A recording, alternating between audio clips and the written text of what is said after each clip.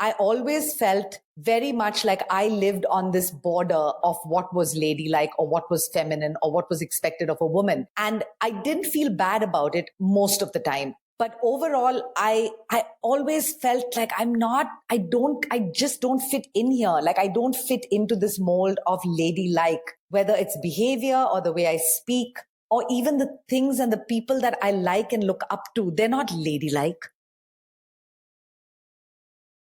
It's my story, at the end of the day. And I think that is what's so hard about being friends with people in our business, right? In any kind of writing or any kind of the arts. I mean, there's always going to be a reference to our real lives. So whether it's fiction or not, there's always going to be those characters who are like, I think that's me. I think she's writing about me.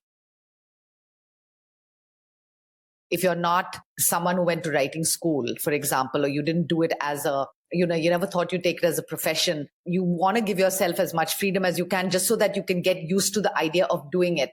So I'm glad in a way I didn't say that I'm only going to write about like really feminist things, because I didn't even understand at that time what that meant. So number one, the skill of writing a story, not in a sketch format that has sort of this beginning, middle, and end. And I think that with sketch, you don't have to describe a lot of stuff, right? Like I don't have to describe the emotional and mental framework of my character. That's for the actor to portray. I just have to give them some words and stage directions, right?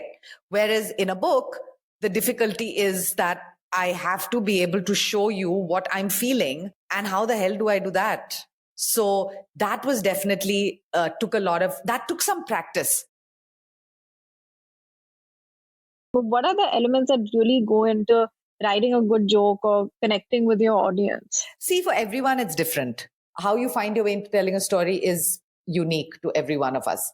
For me personally, I feel like you have to be observant enough that you're picking up stuff as you go through your day. Because if you're not a naturally super observant person, I don't think you're going to gravitate to writing. And if you do, you're probably not going to enjoy it. So the moment you start to identify things that you find interesting or that stand out to you or that make you laugh, that's an important part of being a stand-up comedy writer.